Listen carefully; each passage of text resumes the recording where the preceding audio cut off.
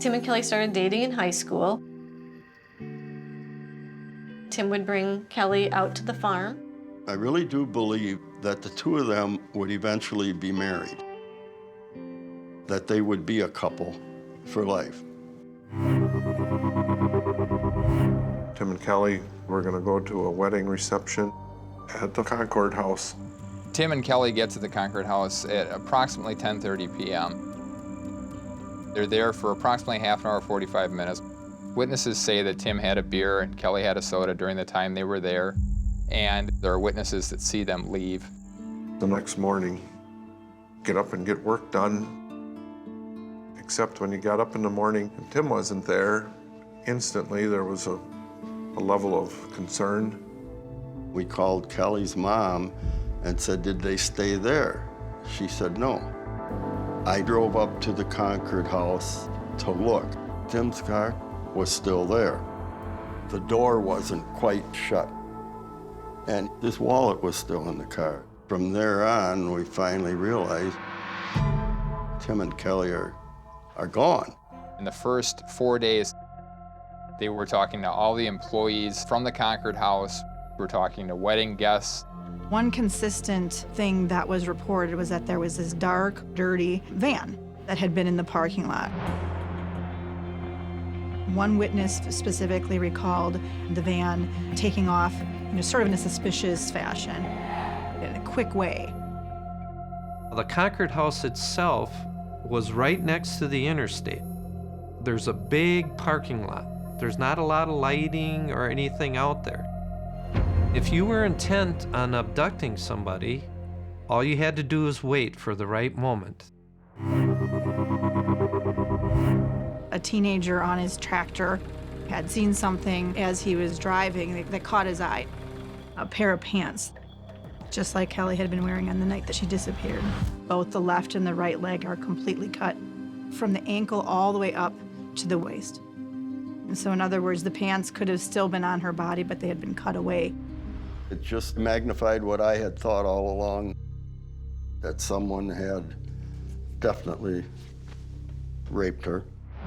Over the course of 10 days, multiple pieces of clothing belonging to Kelly are found along the roadway within a 6-mile radius of the Concord House, as well as about a dozen pieces of rope with various knots tied in it. Squirrel hunters from Milwaukee are out in the Ixonia, Wisconsin area, which is approximately 7 miles from the Concord House. While they're walking through a wooded area, they stumble across a body. The body was badly decomposed. Approximately 100 yards away, they locate a male body that's fully clothed and appears to be the same clothing that Tim was reported to have been wearing on August 9th, 1980. The manner of death for both of them was homicide. Kelly was most possibly strangled based on damage and insect activity around the throat area. So then these pieces of rope we're finding along the roadsides become extremely significant. There's the regular square knot, but there's also half hitches, clove hitches, bowline knots. This is somebody with knowledge of knot tying, somebody that's been in the Navy or the military or in the trades, like a carpenter, maybe a painter. It's not going to just be your everyday person that's going to tie these types of knots. The case remains cold for more than 2 decades. The Hack family is forced to move on without their oldest son.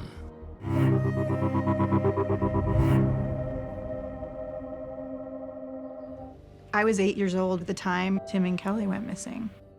So when I first was elected district attorney, I was well aware of this case, and I wanted to know what happened to Tim and Kelly. Knowing what a big case this was after being unsolved for so long, it immediately became my #1 goal to solve this case. At that time, DNA is becoming more and more popular.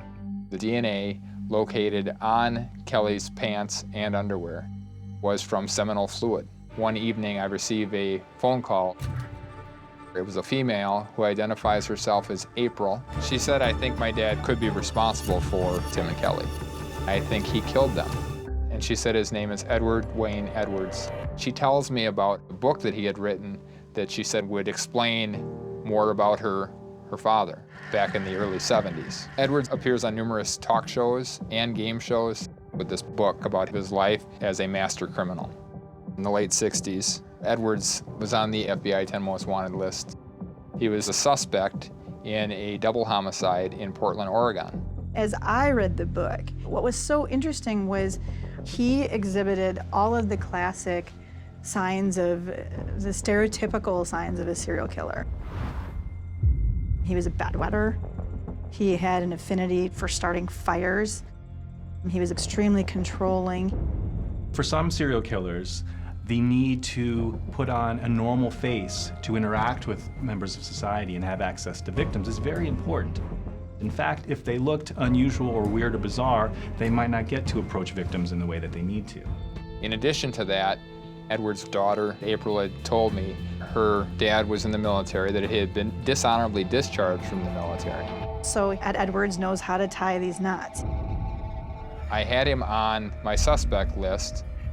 Edwards was interviewed in early September of 1980. He did not know anything about Tim or Kelly's disappearance. The one thing that stuck out to me was that he had a broken nose. He said it was a deer hunting incident that caused the rifle to kick back and caused the broken nose. That seemed odd to me. Gun deer hunting in Wisconsin is November, not in August. Once I found out where Edwards had lived, I talked to the landlord that took care of the house. He said that Edwards lived in that house for a brief time and then moved to another state shortly after the disappearance of Tim and Kelly. Edwards had a van. He kept a .357 revolver in the van. This van adds up with the van that was spotted that night. Everything was making sense. I think I know what happened to Tim and Kelly. Edwards was waiting in the parking lot. Kelly fit the profile he was looking for. Tim, being a strong farm boy, got a good swing in on Edwards, causing the broken nose. And that's when Tim was stabbed.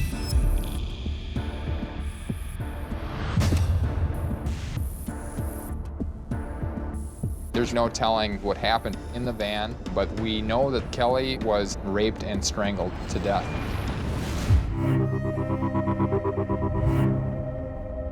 He was in a wheelchair, on oxygen, very overweight, and not in very good health. Throughout the entire time that we spoke with him, he acted very nonchalant, like it didn't matter that we were there at all. For some serial killers, it is a game.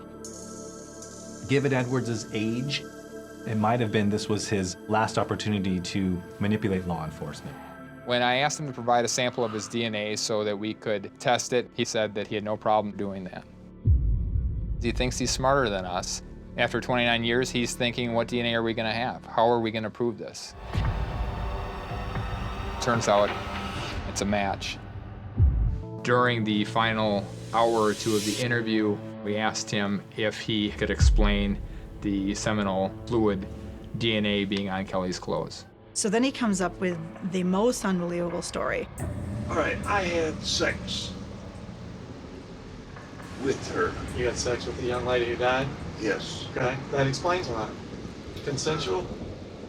Who, with me? Yes. Oh, yes. Not forcible, not... Oh, no. It was consensual. Tim and Kelly were joined at the hip. Kelly Drew's not going to go off and willingly have sex with Ed Edwards in a cornfield.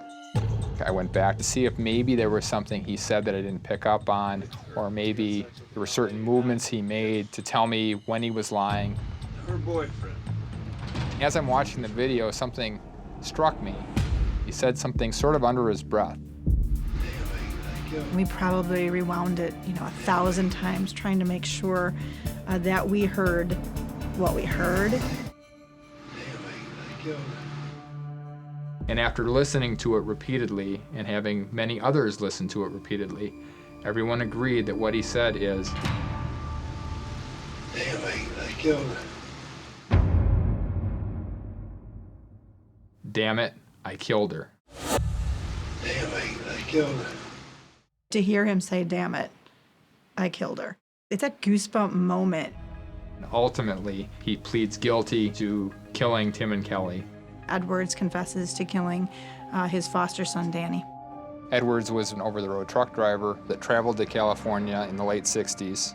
Because of this, some people believe Edward Wayne Edwards is the Zodiac killer.